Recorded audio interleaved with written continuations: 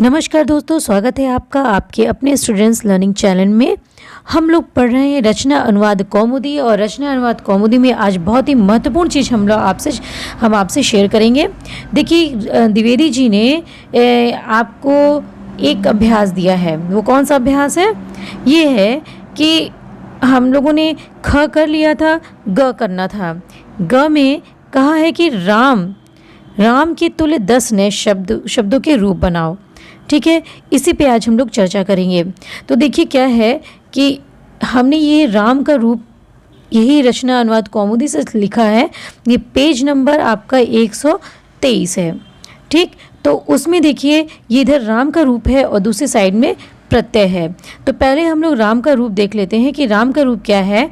कि राम का रूप कहता है कि रामः रामम रामेण रामाय रामात् रामस्य रामे हे राम रामौ रामौ रामाभ्याम रामयोः हे रामौ रामाः रामान रामैः रामेभ्यः रामानां रामेषु हे रामाः।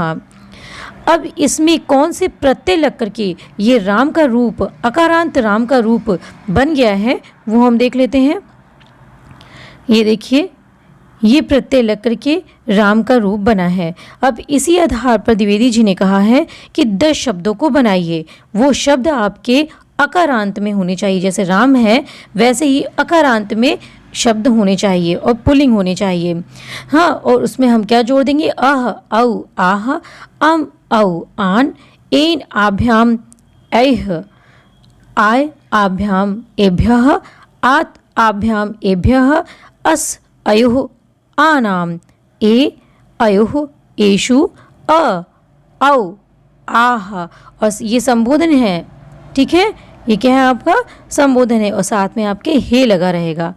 ठीक है, और तो ये प्रत्यय आपको जोड़ना है।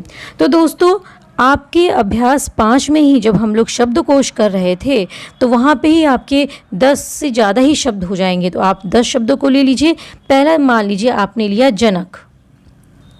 ठीक, अब हम जनक को लेकर के, जनक शब्द को लेकर के, जनक है, हाँ, जनक शब्द को लेकर के हम बनाएंगे राम का रूप। ठीक, तो पहले में हमने अह लगा ही दिया है। तो देखिए कैसे बनेगा।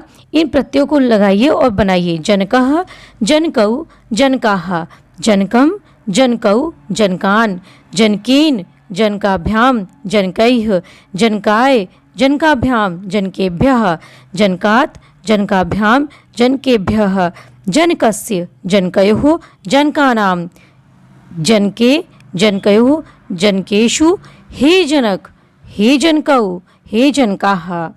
ठीक है दोस्तों, अब आगे देखिए। दूसरा शब्द हम लोग लेते हैं, जैसे पुत्र। हमने लिया पुत्र को। अब पुत्र में हमने अह, औ, आह, इन प्रत्ययों को जोड़ करके हम बनाते हैं। पुत्रः, पुत्रौ, पुत्राः, पुत्रम, पुत्रौ, पुत्रान, पुत्रेन। अब दोस्तों एक चीज़ और हमें गौर करनी पड़ेगी कि देखिए एन लगा है ना यहाँ पे।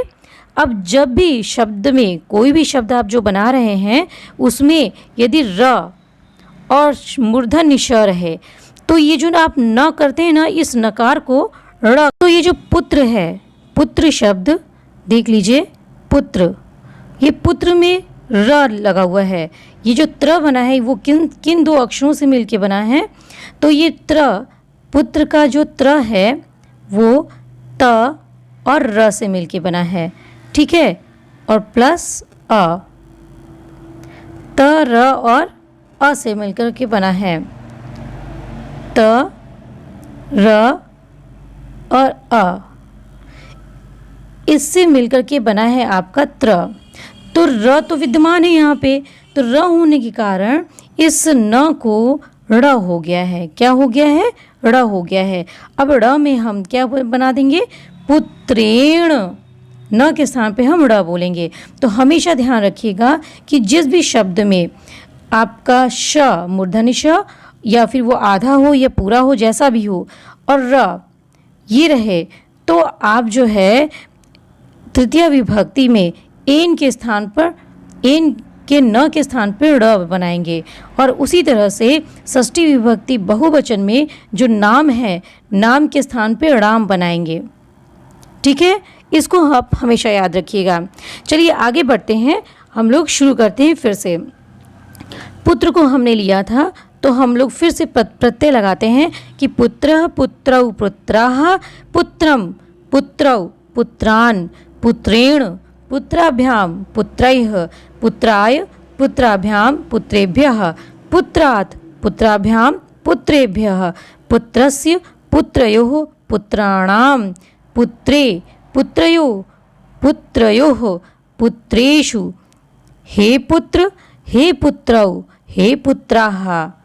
ठीक है दोस्तों, इसी तरह से इन प्रत्ययों को जोड़ करके आप भी सारे शब्दों को बनाइए। अब देखते हैं, नेक्स्ट देखते हैं आपका सूर्य।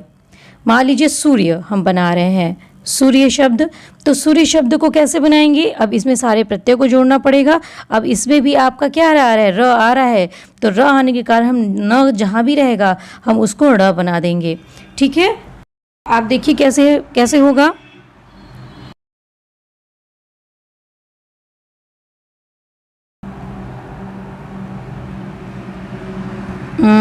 ये थोड़ा सा डिस्टर्बेंस हो गया है, चलिए कोई बात नहीं। हाँ, तो अब दोस्तों देखिए ये आपका कैसे बनेगा।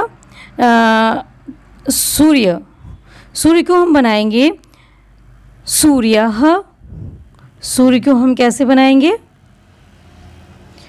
सूर्यः सूर्यौ सूर्याः सूर्यं सूर्यौ सूर्यान् सूर्येण सूर्याभ्यां सूर्यैः सूर्याय सूर्याभ्यां सूर्येभ्यः सूर्यात् सूर्याभ्यां सूर्येभ्यः सूर्यस्य सूर्योः सूर्याणां, सूर्याणां नहीं है दोस्तों, सूर्याणां र है ना, न कोड़ा हो जाएगा, सूर्याणां सूर्ये सूर्योः सूर्येषु हे सूर्य हे सूर्यौ हे सूर्याः। चलिए आगे बढ़ते हैं। आगे हम शब्द को लेते हैं चंद्र। ठीक है, आगे हमने शब्द को कौन सा शब्द लिया? चंद्र। अब इस चंद्र शब्द में भी र आया है, तो हम यहाँ इस र के कारण हम क्या बनाएंगे? चंद्र में न को ड़ करेंगे।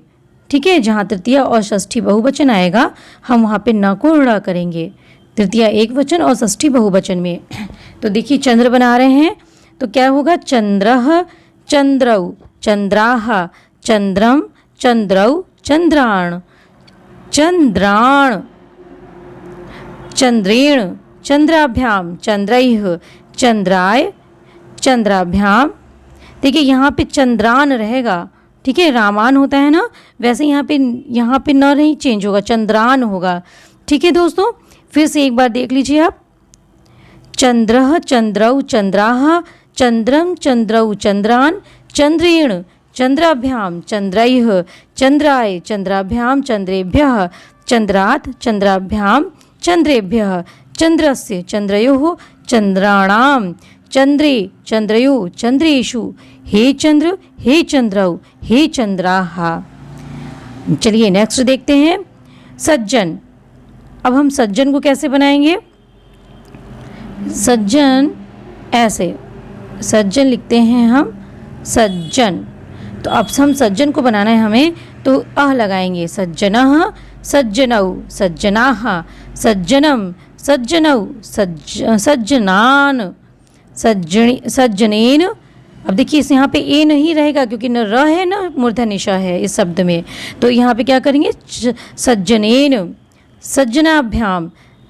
ठीक, सज्जनैः सज्जनैः सज्जनाय सज्जनाभ्याम सज्जनेभ्यः सज्जनात् सज्जनाभ्याम सज्जनेभ्यः सज्जनस्य सज्जनयोः सज्जनानां सज्जने सज्जनयोः सज्जनेषु हे सज्जन हे सज्जनौ हे सज्जनाः। ठीक है, आगे देखिए दुर्जन। तो दुर्जन शब्द को हम कैसे बनाएंगे दोस्तों? तो दुर्जन को बनाएंगे हम जैसे ये दुर्जन,